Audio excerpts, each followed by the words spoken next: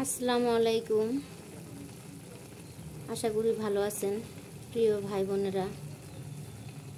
আমিও ভালো আছি আলহামদুলিল্লাহ। আজকে 16ই ডিসেম্বর আমাদের বিজয় দিবস। তো এই বিজয় দিবসে অনেকে মজা করে, আনন্দ করে, অনেকে শোক পালন করে। এটাই এখন আমাদের দেশের নিয়ম। তবে শোক পালন করার চেয়ে মজার ব্যাপারটা অনেক বেশি হয়, অনেকে মজা নেয়। আমি সবসময় এগুলোর থেকে বিরত থাকি। শোক পালনটাই আমার মধ্যে বেশি হয়, যেহেতু আমি দুঃখী মানুষ দেখে মনে হয় এটা হয়। তো সুখী হইলে হয়তো কি হইতো জানি না নিজেও। তো আজকে কষ্টের কথা নাই বললাম আপনাদেরকে, রান্নার কাজে এসে পড়ি, রান্নার কথা বলি।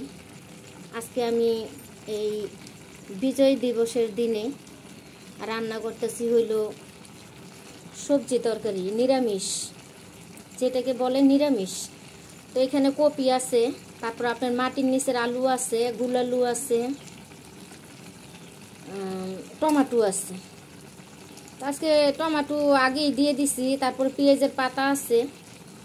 টমেটো একসাথে দেওয়ার কারণ আছে, কারণ কোলেস্টেরল টমেটো দেখেন এখনো কত শক্ত, কষাইতেছে অনেক সময়, এই জন্য তরকারির সাথেই দিয়ে দিছি। তরকারি কিন্তু সিদ্ধ হয়ে গেছে দেখেন মূলাগুলা, কিন্তু টমেটো সিদ্ধ হইতেছে না, টাডি হয়ে রয়েছে দেখেন।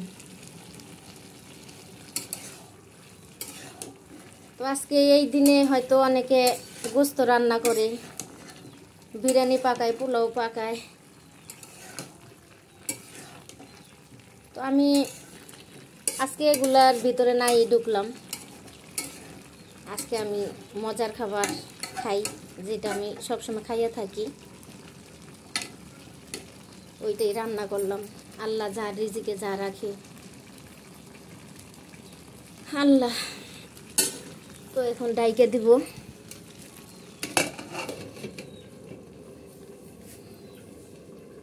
তাহমিদ তো সব সময় বলে জাম্মু শুক্রবার আসলেই জাম্মু গরুর গোস্ত রান্না করো। আমাদের যে দেশের পরিস্থিতি, গরুর গোস্ত রান্না করা এটা কি সম্ভব প্রতি শুক্রবারে? কখনোই সম্ভব না।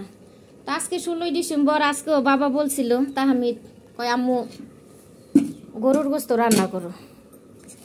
আমাদের এখানে আবার গরু জব করে, ভাগা বিক্রি করে। গেছিলাম ওইখানে, যাই দেখি যে বিক্রি হয়ে গেছে, তার আনতে পারি নাই, এই জন্য সবজি রান্না করতেছি। আর এখানে চাউল নিছি, সবজি আর ভাত। আজকে আর অন্য কিছু নাই, এগুলাই রান্না করব। তো অনেক কষ্ট মনে জায়গা যায় প্রিয় ভাই বোনেরা। আমি অনেক কিছু আপনাদের সাথে আমি এখনো শেয়ার করি নাই, মানে কিভাবে শুরু করব আমি নিজেই বুঝতে পারতেছি না। তো চ্যানেলে আমি নতুন, আমার জীবনের কিছু কথা আছে, কষ্টের যে দিনগুলো আমি একটা মুহূর্তের জন্য আমি শান্তিতে ঘুমাইতে পারি নাই। আমার জন্মের পর থেকে আমার লাইফে অনেক কষ্ট, অনেক যন্ত্রণা, অনেক হাহাকার।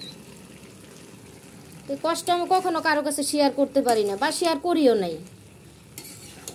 নিজের কষ্ট, নিজের যন্ত্রণা সবসময় চাপা দিয়ে রাখছি ভিতরে, কারণ আমার তো কেউ ছিল না, আল্লাহ ছিল। আল্লাহ তো দেখছি কষ্ট, তাছাড়া আল্লাহ কষ্ট না দেখলে আমার 2টা হাত আর 2টা পা তো ঠিক রাখছে, যে আমি এখনো কর্ম করে খাইতে পারি। যদি হাত পা না থাকতো তাহলে আমার কি অবস্থা হইতো।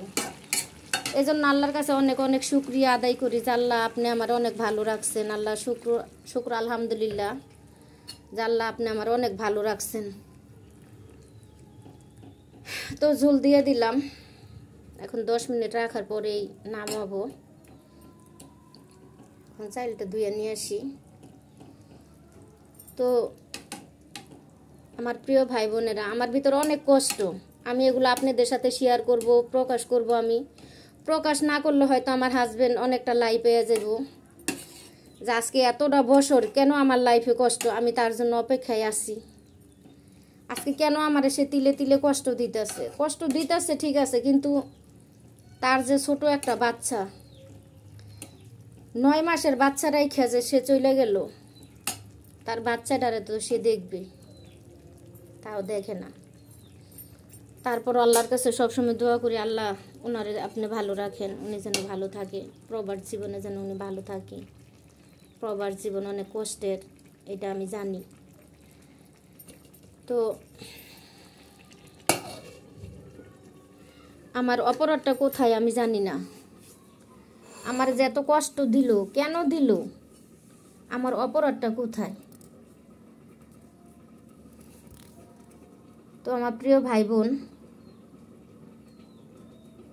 আর কি বলবো, বিশেষ আর কিছু না বললাম। তো আমার মনে আশা আছে আমি আপনাদের সাথে আমার জীবনের সব কিছু তুলে ধরবো। আমি আমার শ্বশুর বাড়িতে যাব, আমি 3 বছর পরে পরে ওইখানে যাই, কেন যাই আপনাদের সাথে আমি বলবো। আর কালকে রাত্রে দেখেন